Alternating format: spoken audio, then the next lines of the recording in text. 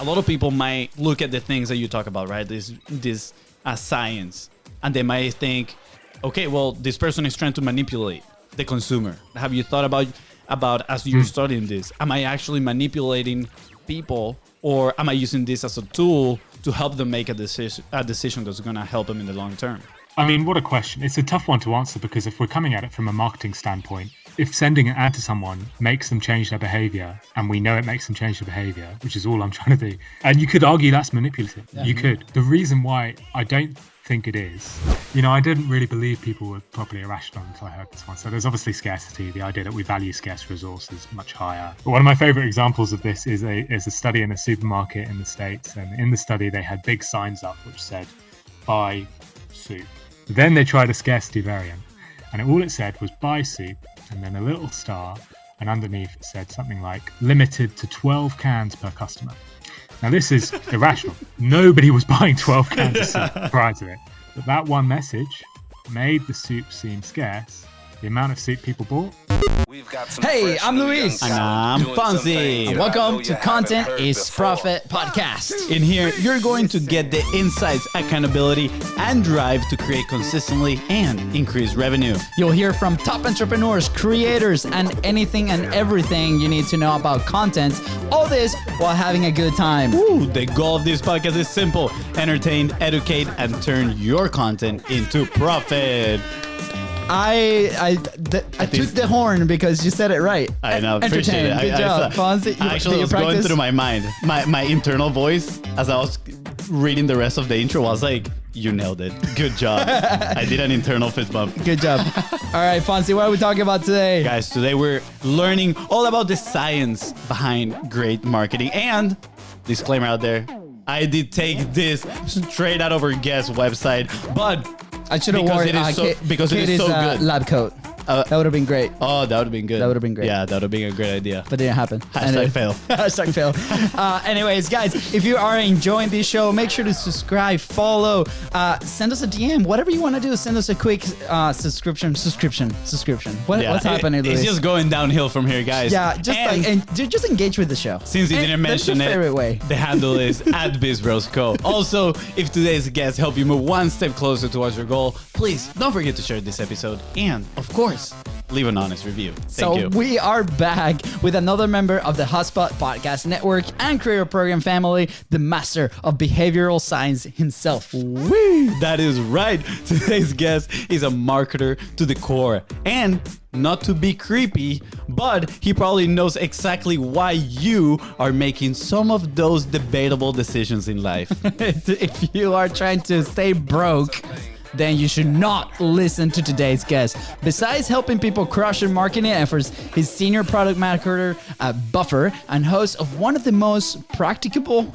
Practicable. I think that's the right word. Okay. I hope so. Practical marketing podcast, Nudge Podcast. Please welcome, soon to be your favorite marketer, Phill Agnew. Let's go. Wow. What an intro. Hey, you two are pros at this. I was sitting there thinking, this guy sounds worth listening to. He sounds interesting. And then I realized you were talking about me. And I was like, oh, crap. Oh, no. Phill, welcome to the show. Too humble, yeah, Phill. Too humble. Okay. Question. We're talking like behind cameras a little bit to start the show, right? We're obviously football fans. For those listening in the States, that's soccer. Yeah. But if you didn't notice, Phill has a really cool accent here. Yeah. So, he's from London. And Fonzie here he's a fan of a London team. And like we legit were like discussing for about 10 minutes. Like the best team in the world. What team? And Phill would not say. And he says that is the best team. Fonzie says that's the best team. And we honestly don't know what's about to happen, but they're going to reveal what team that is. It's on standoff. I am a Spanish football Barcelona fan since nobody cares about 1999, so it's okay. But anyways, so who wants to go first? Phill, you go. I'll give you the honors. Yeah, so to the listeners, they said, are you a football fan? I said, yeah, I'm in London. And they said, who do you support? And I said, tongue in cheek, I support the best club in London. And then I thought they'd be like, bang, got it. There's only one. But they didn't. So I support the best club, which, as all three of us know, It's Chelsea. Oh my gosh, get out of here, Phill. Get out of here. Look at this. Best team in the I actually knew it world. would be that. I knew. Oh, best team in the world right so here. a little context. Arsenal. Fonzie's an Yeah, Arsenal fan. Phil is a Chelsea fan. Let us know in the comments. Send us a DM. Who's your team? But North London forever. I'm just gonna say this. Barca Chelsea Champions League semifinal. Barca Arsenal Champions League final. I am sorry, guys. I think I win on this one. Yeah, that's fine, Phill. Always, mate. He can live his own world. In 2012, and I saw a very different thing, very different story there. All right, Phill, we can have one of these days a full-on debate on which one is the best football team in the world, even though we all know it's Arsenal. But for those that are listening right now, for the, I guess, the Chelsea fans that stay listening, because all the Arsenal followers might have left right now, which is their loss because they're about to learn a lot, right? But Phill, why don't you share a little bit about yourself? How did you get to where you are right now?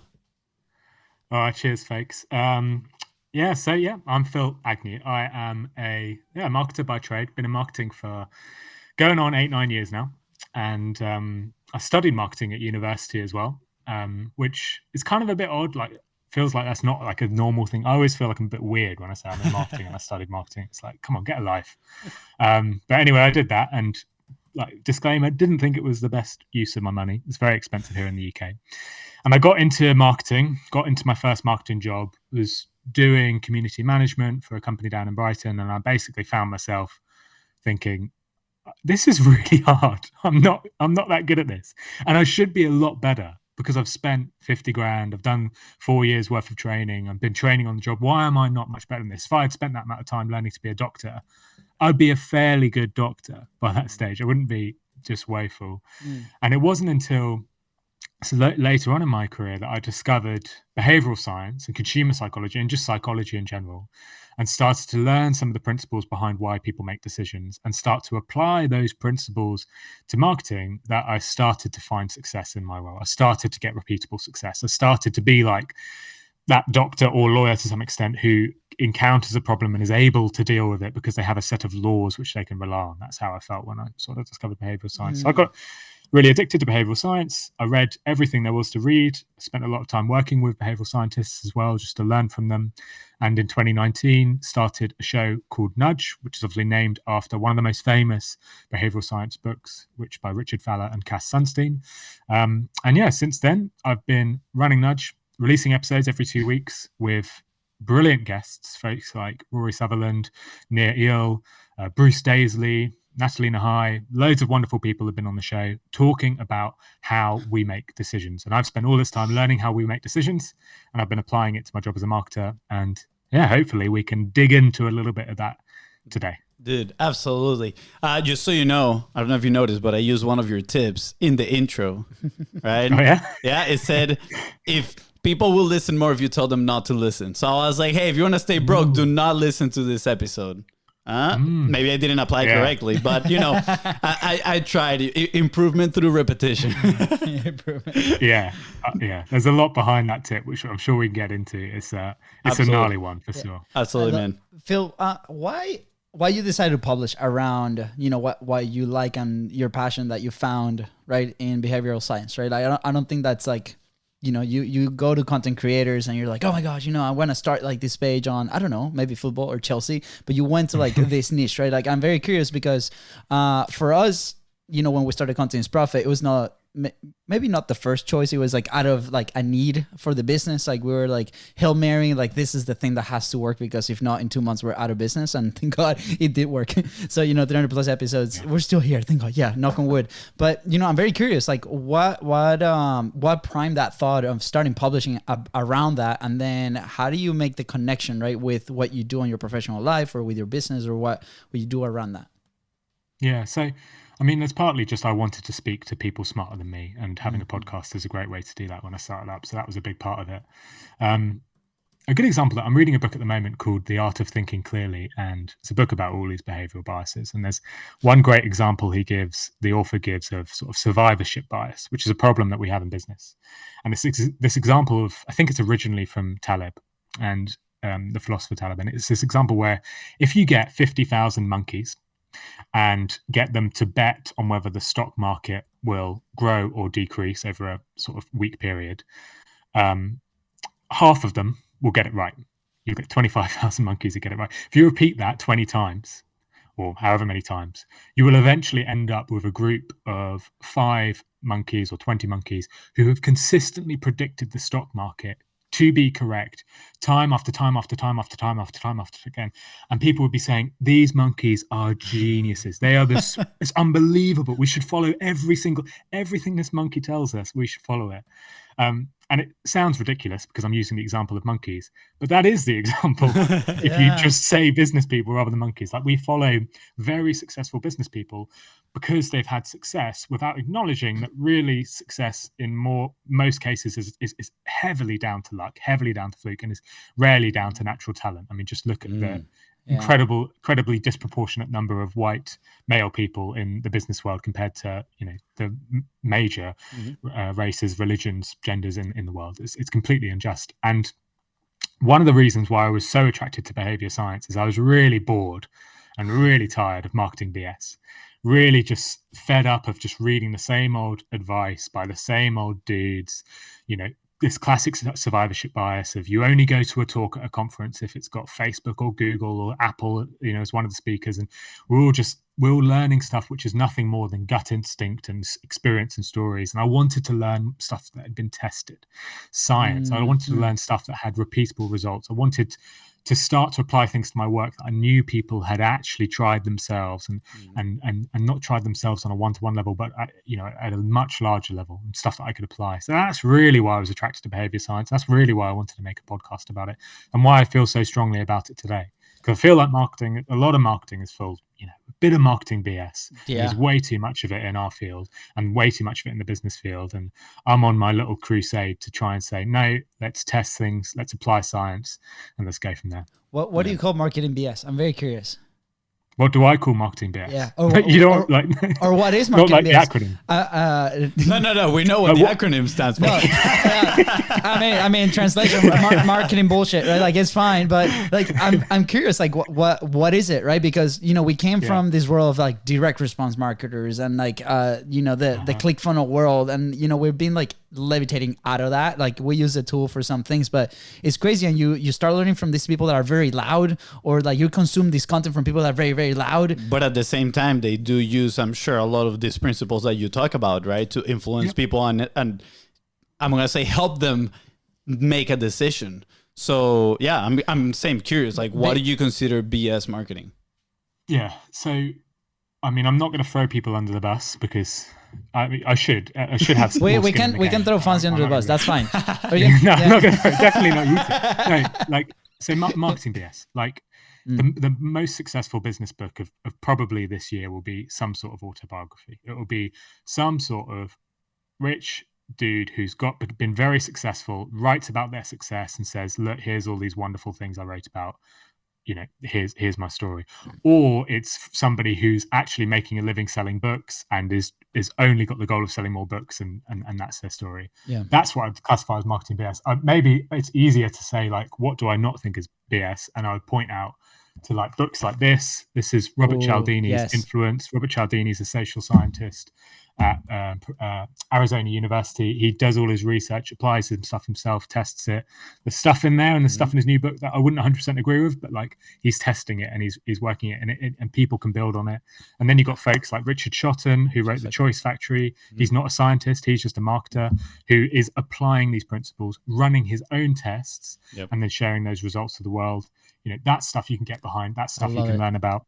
And that's what I mean. Like, I want to read books which don't start with, I was born in Washington, D.C., 1960, or whatever. I don't know why they've got that accent either. But I don't want to read books where it's like, here's my life story. If you wake up at 6 a.m., do yoga, take a cold shower, you'll be as successful as me. I want to read a book where it's like, here is this known bias that we have known about for 100 years. Here's me applying it to an ad. Here's the results I got. I'm not saying you should do it, but test it because it might work for you. That's what I want to read. And I think that's the difference between behavioral science and some of the marketing BS that I spoke about. So lots of, I'm hearing, data-driven marketing, right? Things that again have been tested multiple times. There's numbers behind it in the sense of like, hey, we tested this with a certain amount of population. These are the results. It's a little bit. It sounds like a little bit more tangible in a way, right?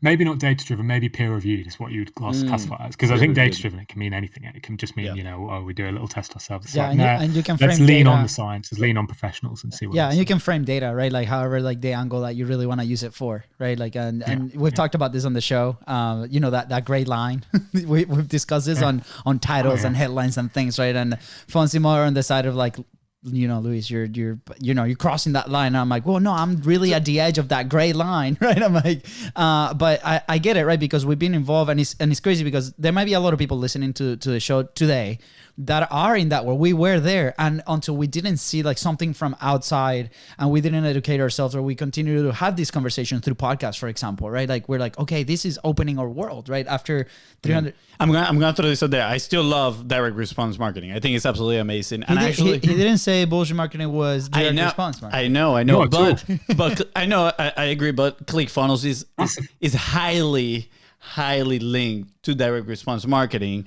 and they don't have a really good. I'm not like putting up and down anybody here, but they have a lot of haters, right? But what I'm gonna say here is, and going back to. I have like two questions, so I gotta pick which one I'm gonna ask first. And I guess the first one, right, since we're talking about gray lines and all this thing, is a lot of people might look at the things that you talk about, right? This science, and they might think, okay, well, this person is trying to manipulate the consumer, right? In a way, that's not how I think. I just want to put it out there, but. I think it's a serious concern, right? That is something that we've heard a lot in this other market, right? It's like, oh man, all these guys do is very manipulative. They're just trying to get people to spend their money, X, Y, and Z. So I'm curious, how do you, like, have you ever approached that in a sense, right? Have you thought about as you're studying this, am I actually manipulating people? Or am I using this as a tool to help them make a decision that's going to help them in the long term? Yeah. I mean, what a question. It's a tough one to answer, because if we're coming at it from a marketing standpoint, well, all marketing's manipulative. If sending an ad to someone makes them change their behavior, and we know it makes them change their behavior, which is all I'm trying to do, and you could argue that's manipulative. Yeah. You could. The reason why I don't think it is, or the reason why, it may well be. There's a lot wrong with advertising at the moment. There's a lot I hate about it. I'm a marketer with ad block on everything. But like the point, if we even remove it out of that, like let's just go down to, there's a great example of Google running an experiment in their cafeterias. And Google wanted to get more people to eat healthy food. Why? Because in general, we all want to eat healthier. If our staff eat healthier, they get sick less, they stay alive for longer, they're fitter, there's all the benefits you get from that. So they wanted people to eat healthier. So they did some nudges to change perception. They reframed things. They basically put stuff like all of the fruit and veg at eye level. They put all of the fizzy soft drinks behind an opaque glass, and they put all of the water behind a transparent glass. They put the sweets slightly out of arm's reach. They made the plates slightly smaller, made all these little tweaks, all these nudges. Lo and behold, people were consuming far less calories. They were eating far more healthily once they made this change. And once they realized this, they then had this dilemma of like, oh crap, are we manipulating people? Should we do this? We don't know if we should do this. And there was this real debate internally of like, oh, we're manipulating people to eat healthier. Maybe we should put it back to the old way. But then think about the old way. That is manipulating people as well. It is because you've put the chocolate at eye level. You've put the fizzy drinks in a transparent container. You've put the water behind opaque glass. Like you're manipulating people in the same way. And I think what you need to do is you need to go in with a mindset of who am I trying to help? How am I trying to help them? How am I trying to maybe influence them? But more importantly, if I was being influenced in the same way, so if this was happening to me, would I agree with it? Like, is it in line with my values? If I worked at Google, I'd say, yeah, keep it that way. Let me try and eat healthier. I can make decisions on my own. Yep. Keep it that way. And if I'm, as a marketer, if I see advertising that I think works, that I think clearly gets across a point, that encourages me to do something, I'm far more like, I think that's better personally. I would love a world where there are 10 ads, not 10,000, but they're just really effective. Yeah. I'd love to see no more perfume ads. Wouldn't that be great? Oh, just man. Nonsense. Every time I see those, I'm like, who gets paid for this thing? Like, they make no sense whatsoever. Exactly. Yeah. And we're talking about, one more thing is we're talking about advertising here. I'm not an advertiser, I'm a marketer. Yep. So actually what I'm doing is helping brands sell their products to people who usually want to buy the products on a website. Mm-hmm. And so I'm applying this stuff to help them do the thing that they want to do anyway. Which is what part of this product do I want? How can I try it? This sort of thing. So that's my angle. I find this so interesting how these tiny little changes, right, nudges, like can cause such a big change, right? I mean, this example that you just shared, I thought was impressive, right? Every freaking cafeteria in every school and everywhere here should be doing that stuff, right? But then there's probably marketing from the company that is selling the trash food, right? So they can get their stuff in front of the other stuff. And I think that's part of the challenge in today's world, and why so many people are now conscious about marketing and now calling it manipulative and all these things is, I mean, the access to information, right? And now you get slammed with ads and just any other sort of marketing. And so people are now so aware that when they see somebody that is potentially doing something a little bit more direct, right? They might get on a defensive side, like, oh, why are you trying to do this? Why are you trying to make me make a decision right now? Right. And I think that's part of it, why people are considering in a way manipulative. And there's and like, if you study behavior science, you'll understand that a hell of a lot better, because what that is that's called reactance. So what's happening there's studies where, and you do this with children. If you've got kids, you'll be able to do this yourself. You bring a child into a room. Studies have proved this. And you put two toys in the room. One toy is right in front of them and one is behind a glass barrier. And you ask them, which toy do you want to play with? 100% of the time, it'll be the toy behind the glass barrier. You can then swap the toys at a later date, try it again. Doesn't matter what the toy is, you want the thing that you can't have. And part of that is because you want to push back at the establishment. So you want to say, no, I don't want to be, I want the freedom of choice. I want to be able to choose what I want to choose. And if you understand reactance, if you understand that people react that way, you can actually build that into your marketing. So a good example in the UK is we have this movement called Veganuary, which every January tries to get people to consume more vegan meals to build, to make a more sustainable planet. A worthy cause in my mind. Mm-hmm. Now, in the past, they've done marketing which actually causes reactance. Stuff like saying, and Beyond Meat have done this as well in the past, saying like, don't be a loser, don't eat meat, or like don't basically essentially saying that if you eat meat, you're a loser. Whereas behavioral scientists look at that straight away and say, don't say that. Definitely don't say that, because all you're going to do is cause reactance. All you're going to do is make people be defensive. What you should try and do is make the behavior seem really commonplace. So say something along the lines of, in the past 5 years, 3 times as many people have tried meat-free products. Maybe it's time to try yours today, or something along those lines. So I think that's where I come from with it, of like, if you start to understand the principles behind how people make decisions, you'll be able to factor all this stuff in and make marketing that actually works. I love this. And when you were explaining the before reactance, there's 2 stories that came to mind. I love a podcast, Business Wars, right? And there was a series there about diamonds.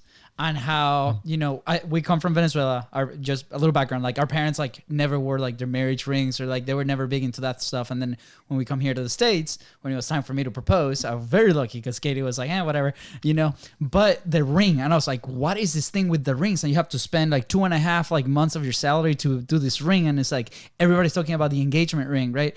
And, I was very lucky that, Katie was was not that girl, but she still got a ring. And I'm like, but like, why? Like, isn't this a commitment between 2 people? Like, it's just very weird. It was just very weird to me. And then I hear this story and it was... All women listening to this are punching her right now. They're like, what are you talking about? I'm not going to send this podcast to my boyfriend right now.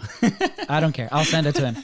But the Beers family, right, which control the diamonds and the whole market, when they came to the States, they established as a marketing campaign that to sell the rings, to be able to sell the rings, they hired these Hollywood studios and the movies, and all these movies around that time they were framed to actually sell these diamonds, and they actually decided the 2.5 like salaries price point in an office, and now this became this thing, and now this obviously exploded. And like, you know, I hear that story, I'm like, how many other things like we've believed from, you know, when we were born, or things that our parents maybe pass on to us, or these companies pass on to us. I'm like, how much like of this is marketing, right? Breakfast, the way that Americans do breakfast, right? It's a lot of it, the cereal, all this thing that's fast-paced nutrition that a lot of people might be having negative reactions to, right? And you start to think and question really like, what is the ethics of marketing and what are these things? And then there's a book called Hate Inc.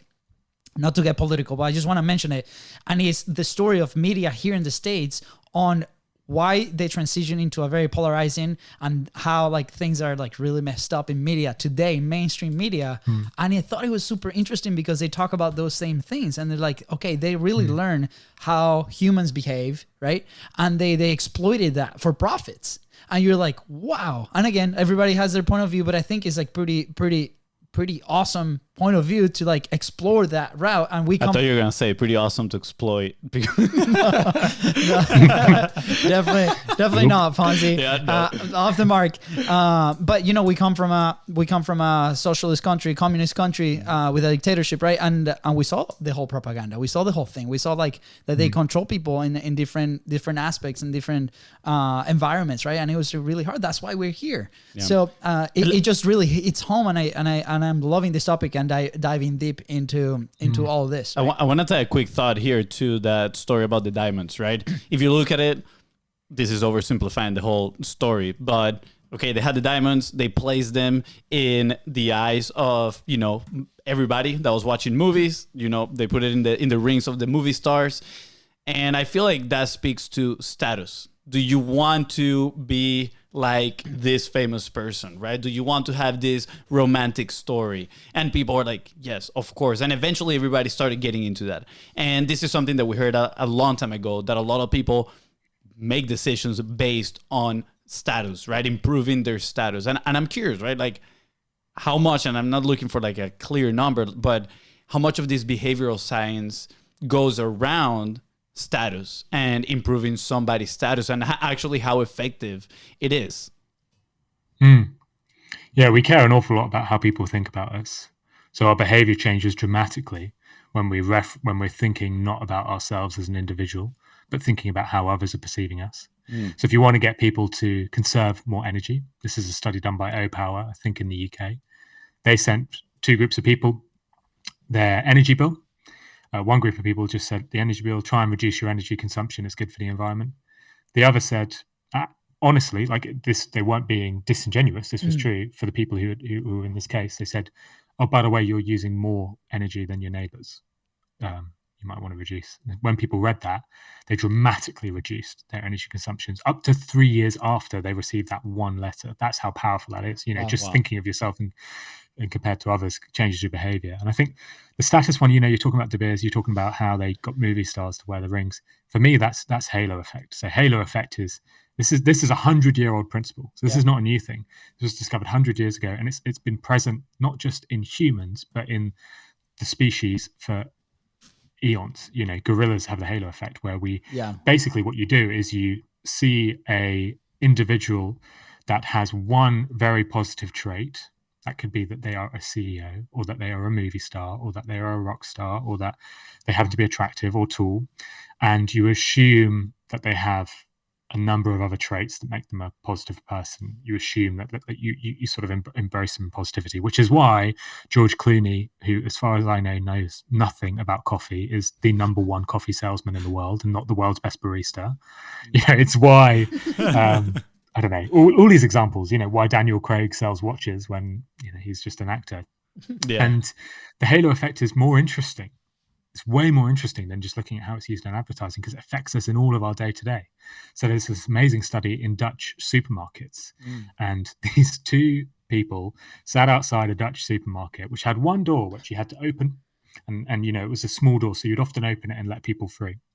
And they measured how many people let others through. And what they were looking to see is if there was some sort of correlation or causation between the height of people and whether they were let through or not. And what they found is taller people just because of their height, were significantly more likely to have the door held open for them by a smaller person. We have this bias towards taller people. Same goes for beauty. Yeah. There's this famous studies which have found that people who are attractive genuinely get an increase in pay. I think for males and women, it's an increase of around £600 or dollars per year, which is the equivalent to some of the racial differences.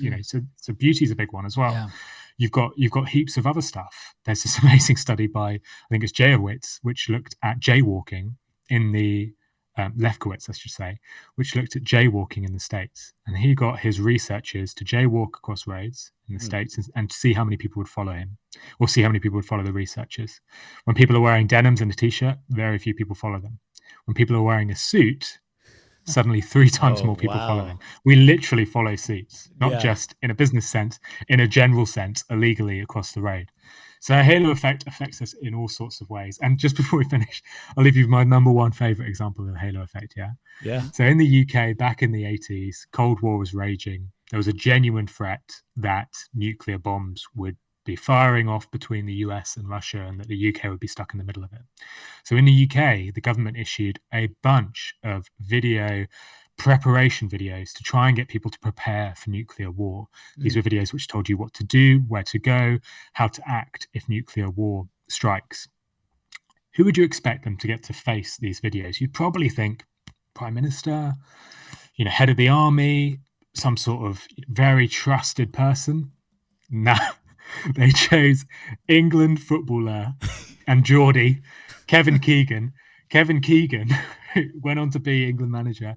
He was the face of these campaigns. Wow. This footballer, who was like in his 30s at the time, had absolutely no experience with nuclear war, nothing like that. And yet people listen to this message. Why? Because he is a good footballer. And when somebody has a good skill, we assume them to have other good skills. We're more likely to take their advice. So the halo effect is incredible. And it's really something to be wary of, as an individual. You think, do I really like working here because I like the people? Or do I like working here because I think, I'm just... something about the CEO is making me think I should stick around. Wait, before you share your comment here, I'm amazed at all the stories that you know for each of the topics. Obviously, you are a master of your craft, man. So congrats on that. I do want to speak eventually. It doesn't have to be in this conversation today on how do you do your research and how you memorize all those stories, because I find that absolutely amazing. And the other thing is, this whole thing is blowing my mind. I just want to say, I understand now why I was not successful at the United States bars when I came to college here in the state. I'm 5'7". People here are taller. 20, now it makes a lot of sense. So, that's why my wife is Canadian. Like she wasn't adhering to people were the opening halo the door effect for in him. the States, So that makes a lot of sense. So I feel like this is so good. The question that I have is, I feel like you have this level of awareness now on how, people can, again, influence decisions all over the place. And I think that gets to be fun to an extent, because you now see every sort of marketing and you're like, ooh, they could do this better, or wow, that is great because of this. Or you see people taking action and you're like, okay, they're doing it because X, Y, and Z reason. But I'm extremely curious on how all this knowledge, all this awareness, right, has affected your life personally. Right, like when you are at the end of the marketing, right, being marketed, and you feel yourself, persuaded to take action. Like, do you look at yourself in a way and stop yourself, reflect? I'm so curious. It's a good question. And so, by the way, for those listening, go watch the video, because there's a bunch of question marks around our faces and our heads right now, because this is just priming all these questions down. Like we're seeing the world with different eyes, which is amazing. Fonzie, that's a good question, and I think I'm definitely no expert, and I think Daniel Kahneman, Nobel Prize winner, behavioral scientist, author of Thinking Fast and Slow, he was asked this. He said, you must be like a superpower, you must act so differently. He said, no, I literally don't act differently at all. Like it does, you cannot.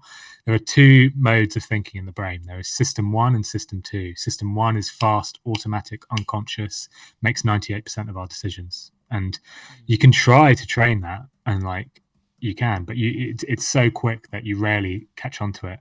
That said, you do occasionally pick up on it. So I was in the cafe, I work often from a local coffee shop, and I was in there today, and there's this great salesperson technique that people use called the door in the face technique, which is where you ask for something fairly big and people say no, and then you follow up with something small. So Cialdini talks about this in his book Persuasion. He said he would go up to people and say, in one set of scenarios, will you chaperone these kids who are, I think, also juvenile and in prison, in a juvenile prison? It's like basically they're kids you wouldn't want to chaperone around a zoo for your whole day on Sunday. He says, will you do this? Basically no one says yes. It's actually a surprising amount of people do say yes. Like, it's not 0%, but basically no one says yes. In the second scenario, he uses this door in the face technique where he asks for something much bigger. So it's a bit of anchoring, but it's also this sort of dual question approach where he says, will you mentor these children? We're looking for people to mentor these children for like a 5-year course. Like over a period of 5 years, we would love someone to mentor these children, give an hour of your time each week. Obviously, no, barely anyone said no to that. I think some people did, weirdly, but barely anyone said no. Yeah. And then he follows up with the smaller ask and says, well, okay, if you can't do that, no worries. By the way, we're looking for people to chaperone on Sunday. A much larger, I think 3 times as many people said yes to that request versus the first one. And so you learn about this stuff. I learn about this stuff. Yeah. And then I'm at a coffee shop earlier today because there's this other example of this, which was again done by waitresses, and it showed how you could apply this to business. This waitress goes up to people and says, do you want a dessert? And if she leaves at 3 minutes between saying, do you want a dessert, and them saying no, and then says, do you want tea and coffee? No one will want tea and coffee. If he or she says, do you want a dessert? And then if people say no, asks immediately, okay, but do you want tea and coffee? They're much more likely to say yes. So there's this sort of intimacy, this immediate like, okay, say no to one, but get them to say yes to the other. And I just noticed it at the coffee shop. I was like, that's so funny. Like, good. He like the guy, he came in and he said, so what can I get you today? Would you like to try one of our like really nice sandwiches that we put together? It's quite expensive. The person said no. Like, oh, okay, no worries. What about this lovely iced coffee we got today, which is again more expensive than what people would normally have? Yeah. And got the person to say yes like that. Oh yeah, okay, yeah, I'll try the coffee. I'll try this iced latte.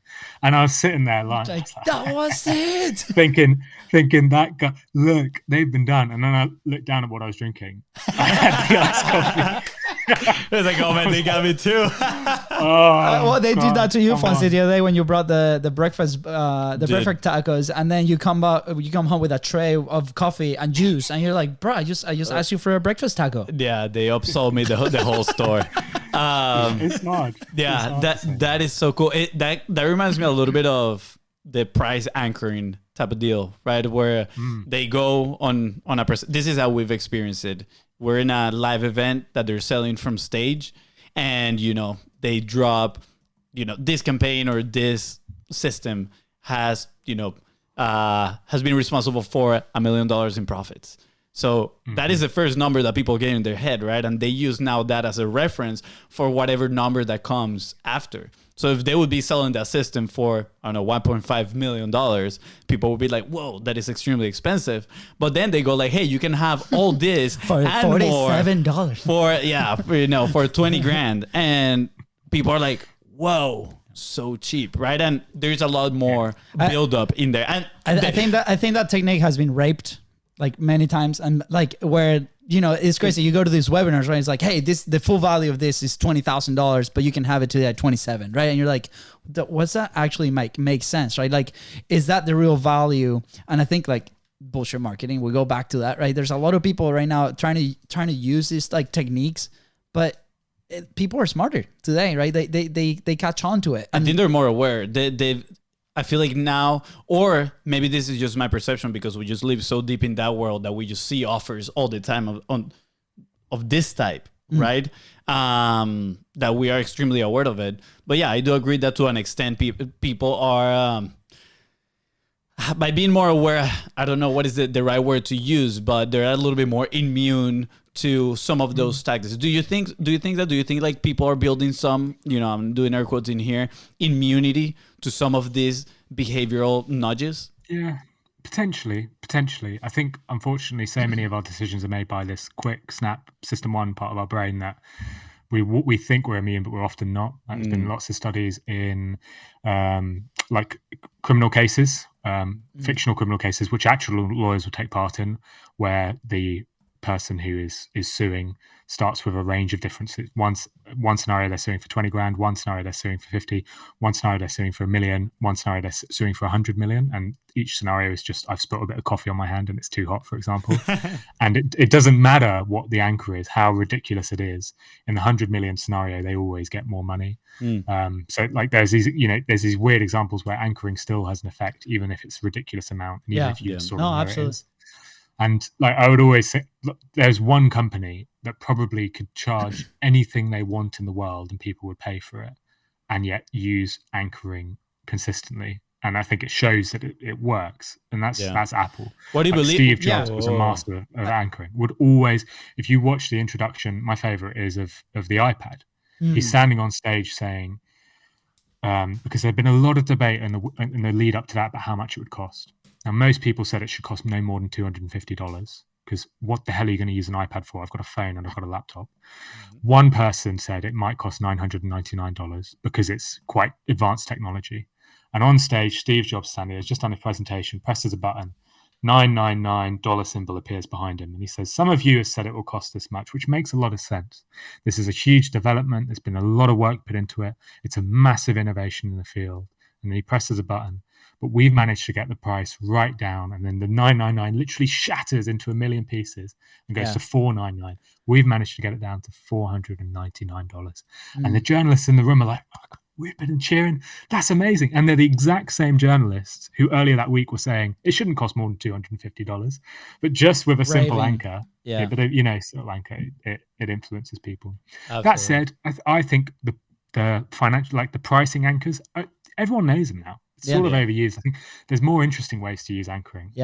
Like the De Beers example is a great one. You shared it earlier. Saying 2.5 months worth of your salary is how much an engagement ring should cost is a much more interesting use of anchoring than just $999 reduced to $499. I love the Apple, because I experienced something very similar. I just got the new crazy headphones that Apple has, and that was a big decision. I was like, oh my gosh, okay, I'm making the investment, $500, this pair of headphones, and #business expense. But like the decision, it was funny because then we got these amazing headphones from Hotspot, right? Their beats are amazing. They're great quality. And the price is a little bit lower. And I'm like, oh my gosh, let me watch this video comparing both of them. And there was like this one guy that was explaining that you go to the Apple store and you see both headphones right there, right? Because Apple sells Beats, right? You see the 500 something and then the other one. And you're like, okay, quality might be similar, maybe like different preferences, but the main difference is not much. And the guy's like, well, maybe Apple released those, maybe they're marginally better, but the price is so high, so maybe they're selling more Beats because people go to the store, they see both. They see, the main Apple headphones, the Max, whatever, AirPod Max, and they're like, oh my gosh, $500. But then we have the Beats, $300, $250. I might get those because they still do the job, right? So I'm very curious, maybe, and if somebody listening has that data, that will be very interesting to see. Did they actually sold more Beats after they released a more expensive version of the headphones, right? So in a sense, it'd be like, okay, how do we present, price anchoring between products, right? And we've debated this inside of our own programs, right? We have a service, we just released a Done With You with people that we've been enjoying thoroughly to do it. And we're like, okay, how do we actually price this thing, right? It's not time-based, right? It's value-based. And the price conversation has been present, very present inside of our business for the last 2 years, right? So, have you found some research or some information on like to help people price their things, right? A lot of people that listen to the show, they might be selling a service, right? They might be selling something. Like, what are some practical tips that we can use maybe to target or to take advantage when it comes to pricing ethically, right? Number one tip is to stop pricing based on pure cost. And I know that might sound manipulative, or it might sound like an odd thing to say. But I guarantee you do not buy a product which is priced based on cost unless you're down at your local grocery store. Like the vast majority of things you buy. I mean, there was a thread about McDonald's the other day. The cost of a hamburger to actually produce is literally cents. You're paying for a brand. You're definitely not paying for nutrition. So that's the number one tip. Just when you're talking earlier, I'm thinking about price decoys. So Apple, I don't know if they've done this with your headphones because I think they want people to buy them. But I think it's a really good example of have they created a product that they don't want to sell. They just want to use it to anchor people onto another product. And I know they've done this before, because if you go and look at, I used to have an Apple Watch, and I always wanted to buy a new band because I didn't like the band that I had. And if you go and look at new bands on that page, they have like ridiculously priced so bands. expensive. I think they're like Armani brands or like Gucci brands, which are $1,000, more than the actual watch itself. And there's no way. I mean, they sell it to like maybe 0.001%. Yeah. There's still going to be a percentage, right? They don't make money on it. All it does is make a £50 band, which is a ridiculous amount of money for a bit of plastic. A £50 band look like really good value. It's all it's there for. And the science behind this comes from a brilliant book by Dan Ariely, which is called Predictably Irrational. And in the book, he gives this example, and this is way back, of The Economist. So The Economist is a magazine subscription. You can subscribe to The Economist. And he was reading it one day, and he couldn't believe what they had in there, because it said it was 3 options to subscribe to The Economist.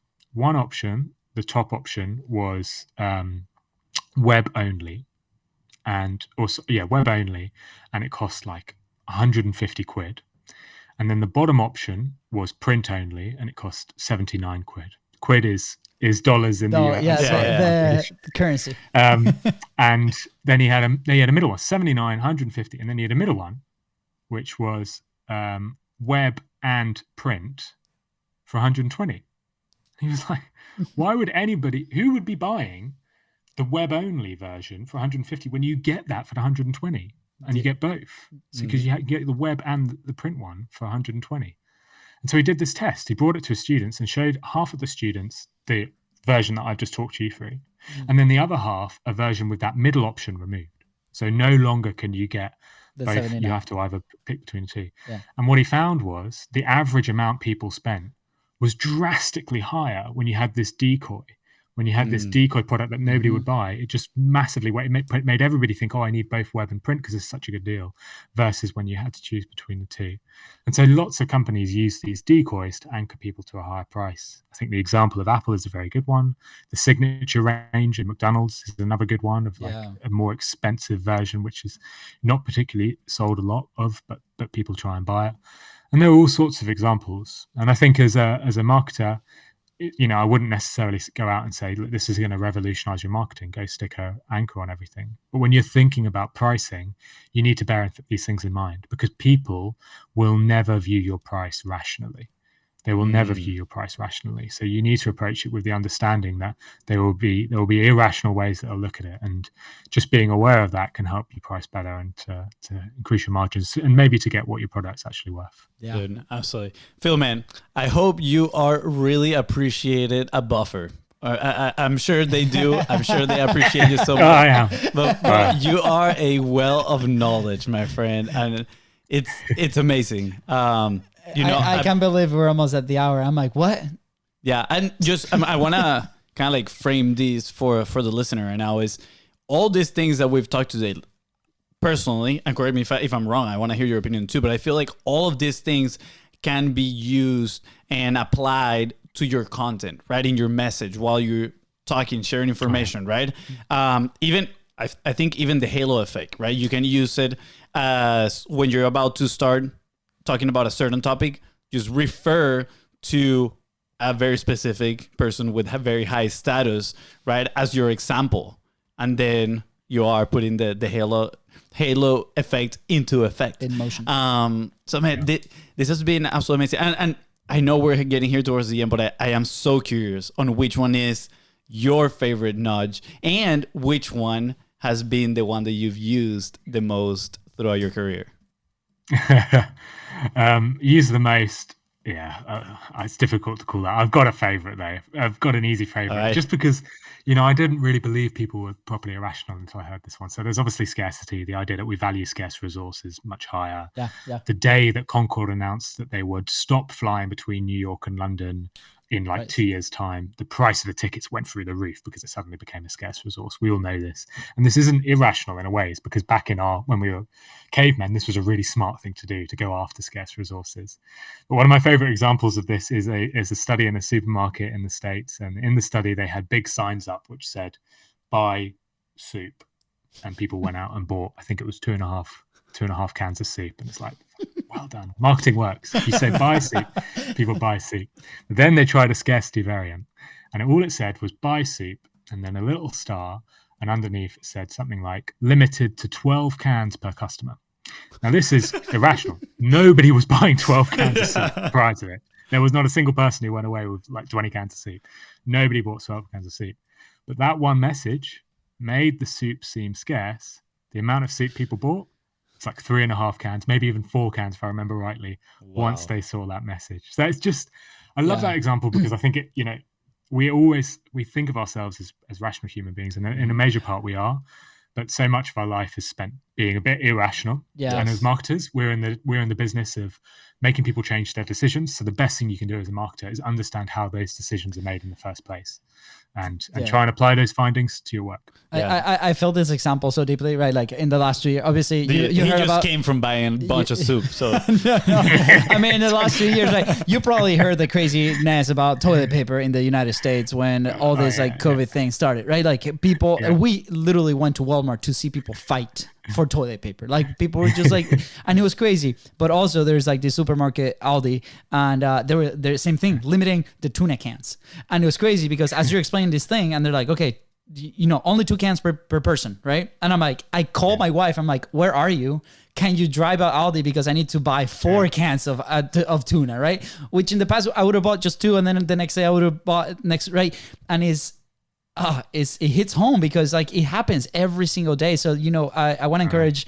If you're listening, keep your eyes open for these opportunities, these things, right? Because those are things that you can implement ethically, right? In your business or in your message or in your content on how to create, how to frame things. I put a note in here to buy more soup. No, to buy more soup. Yeah. To encourage the people to not listen to the podcast, right? I think this is a great intro, and we can test it, right? And see what's up.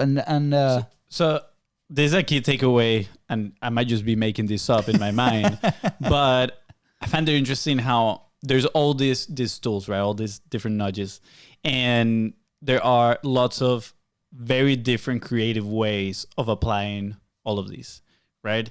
For example, we talk about the price anchoring, that hey, you get this, and this is the value, and this is the value. That is overused, right? And now people see it and they can catch up to it, but again, I'm sure you can find a very different way of price anchoring your product, right? And have the same effect. The scarcity, right? Usually is we only accept 5 people. What if instead of saying like we only accept 5 people, you say limited to only doing it once? You can only do this thing one time, this cohort, and that's it. So you better take advantage of it, right? I feel like that's a sense of a scarcity because people's like, oh man, they must have people asking to come in multiple times in a sense, or at the same time, it's so good that they just want to try it again, whatever. So that I find that super interesting because sometimes I feel like I'm just seeing the same thing over and over again, but by knowing those laws and principles that you mentioned at the very beginning, you have the foundation to then maybe think a little bit more creatively in how you apply this inside of your business. And that is extremely powerful. And foundation's a good word. I think about it like architecture. If you're building a building, if you didn't understand how architecture works, every single one of us would be living in a mud hut and it would look the same. There are foundational things you have to know about buildings, about how deep you have to dig, how much weight things can hold, how much structure, what materials work. For me, that is like behavior science to marketing. You need the foundations. You need to learn that. And then you can get creative. Look how many wonderful buildings there are. Architecture is extremely varied, but only because you have that same foundational understanding that you can become creative and build these other things. Otherwise, we'd all be in mud huts. So I think that's why I think applying behavior science is so valuable. It gives you that foundation to build on. Yeah, you're doing so much good for the marketing world, my friend. All the marketers appreciate it. Yeah. Phill, what is your favorite book out of all this? Because you mentioned so many resources, so many books, and we wrote them down, so we make sure we refer to them in the notes. But it's interesting. You must have a favorite. What? Because if you've listened, like I'm just going to give a book I've read recently, which I really like, because definitely the ones I've referenced so far, go and read. But if you're new to this, if you're interested in it and you want a slightly different version, this book here is called The Biggest Bluff. This is a sort of behavior journalist, but knows a lot about psychology and behavior science. And she decided she was going to study how people make decisions and not apply it to marketing, but apply it to becoming a poker player. Ooh. And this is her story of how she applied all these behavior science principles to becoming a poker player and like eventually becoming, I won't ruin it, but very, very successful. Still there. Spoiler alert. Girl, just skip it. Skip this part. She does journalism now, but only as a hobby. Wow. That's a good book. Go check out The Biggest Bluff. Oh, that sounds so much fun. Sounds like potentially they can make a movie out of that book in there. Yeah. I reckon they. And then this is, I'm like, last question, 5 questions ago. Phil, he did take the, we got time, like, pretty okay. Like, Yeah, I took it to heart. Well, I'm just curious on how do you remember, like, do you have a database? How do you remember all these stories? As soon as you read them, do you immediately share them, or do you have a naturally good memory? I do, I talk about them a lot. I'm always talking about them on the show. So I don't think I've got a naturally good memory at all. So I think it's just that.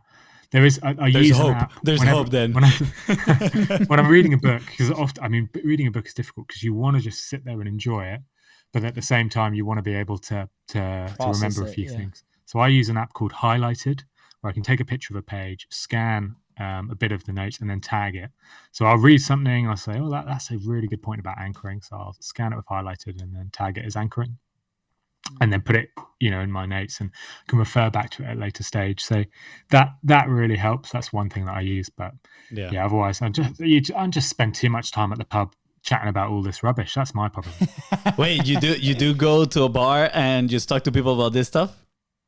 Random people. I'll go up and I'll find something. I'm joking. I don't do that. I was like, no way. I was like, your faces. You're like, oh, no. But by the way, I was like, crazy. This is great. I'm about to go do that. This is what with the face that we took. We were in a coffee shop once, and there was this guy that sat next to us with a sign. What was it? Looking interesting conversations, or he's like looking for interesting conversations, and he just sat there with this sign, and we were like, I think we were talking or having a meeting, and he sat there probably for like 10 or 15 minutes, and just chilling, like not even drinking coffee. He was just there with a sign, and people like looked at the sign and kept walking, look at the sign and kept walking, and then we got up and we're like, man, nice to meet you, man. Like we're like fascinated by this, like tell us about it. And, I explicitly remember his question. He's like, you gotta share with me what is one thing that you believe to be true that most people that you share it with, they don't. And it actually gave for a very good conversation, but I feel that that's a little bit more open-ended. Like, hey, man, have you heard about behavioral science in marketing and how, I'd get kicked right out of the pub, wouldn't I? Definitely getting no drinks for it. Either they kick you out or they hire you and give you beer for free for the rest of your life. Who knows?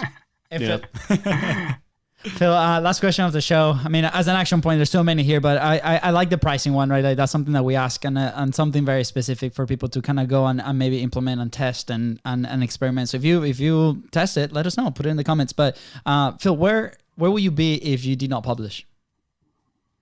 Where would I be if I did not publish a podcast? Podcast, content, Just sitting on that sofa, maybe watching a bit of telly. Probably crying at Stamford Bridge. Yeah. Spending more time there. That's what I'll be doing. We don't have that wah, wah, wah sound. That's awesome. I really want to encourage everybody to go and check out Phil's podcast. We're gonna leave all the links right below. Amazing production. You did mention. Can I have 2 more minutes? I'm very curious. Like you mentioned, you're not going to sleep tonight, Phil. That's it. You're spending the whole night. I'm very curious on your cadence, right? Like obviously, highly produced. We produce 3 a week for a reason. It's not highly produced to some people's standards, but for us it is. But I'm very curious, like why you decided on that cadence. Like how do you create? Like, what's your creation cadence? So, can you walk us through a little bit of your process? Because a lot of the people that we help, right, they're going through that. They're trying to figure out like what is their production cadence. How do they actually remove friction to create? There's a lot of people that have jobs. There's people that are busy operating their own businesses, and this is a big lift for them. So, can you share a little bit of like how do you actually came to that cadence and how do you operate? Yeah. Yeah. So yeah, like you said, it's Nudge Podcast is the show I run. Nudge Marketing Science Simplified if you're struggling to find it. And yeah, at the moment it's a bi-weekly cadence. So I only publish a podcast every 2 weeks, which like has its pros and cons. Arguably a lot of cons. Doesn't help me out with the charts. Doesn't help me out with downloads. Doesn't help me out with heaps of things. Purely like just a time and quality thing. Like I'm a bit of a perfectionist, and I'm very like insecure as well. Like I'm conscious of the fact that I'm not, who am I? I'm some marketer. I'm some dude with a microphone. I'm talking to people far smarter than me. So I really want to make sure the shows are good. I really want to research them. I want to put a lot of time into them. So, for me, every single show I record with a guest. I don't record myself at that stage. It's just about getting the guest content. I will have read their book already. After I record the show, I'll go and do a heap of research to find similar studies to reference or other topics to talk about, weave a story behind it, and then record myself doing my script and then stitch that together and publish it. And that just takes heaps of time, even for a 20-minute show like Nudge. But it just means hopefully the show's fairly high quality.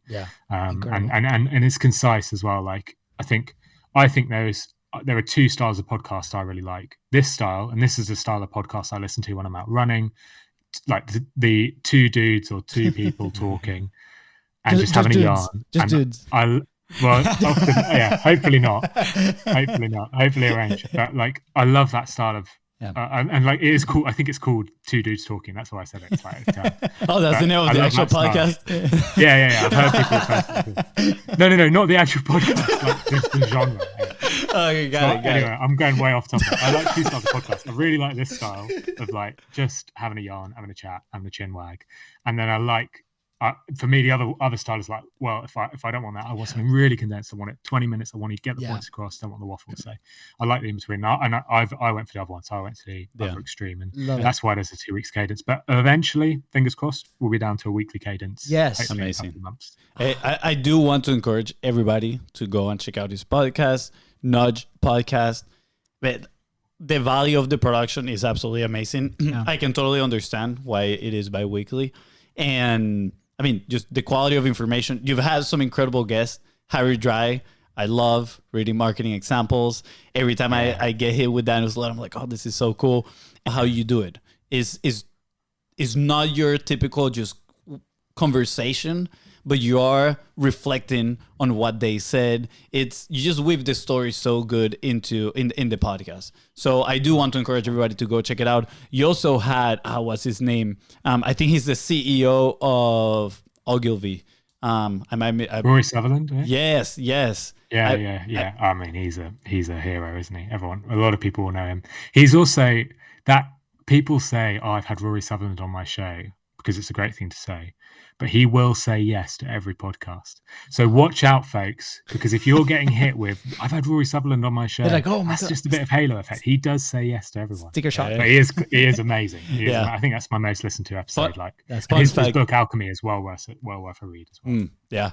Fun fact, we actually use the halo effect, and not so much right now, but at the beginning we used it a lot to get people on the podcast. We're like, we would just name drop the whole thing. Awesome. And it would really work out there. Fonz, you stop talking because we have to Phil needs to go to bed. I know. Phil, where can people find you besides the podcast? Where can they connect with you? Yeah, find me on LinkedIn. Connect on LinkedIn. Find me on Twitter. Phill Agnew on there. So Phill with 2 L's, Agnew. I'm on TikTok as of this week. Can you believe it? Let's go. So search for Nudge Pod, all one word on TikTok. You'll find me on there. Drop me an email as well. Phill@nudgepodcast.com. That's Phill with 2 L's. And nudgepodcast.com as well if you're interested in that. But the show's where you want to go. I can totally see your TikTok blowing up with all these stories and like actionable advice and these principles.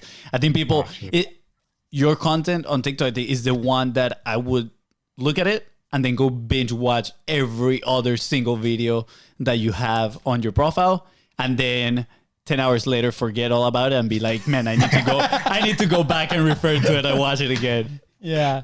I don't know. I've got no idea what you're doing. If you want to laugh, go and look at it, because it is an absolute amateur. So if you want to laugh, go and have a look at that.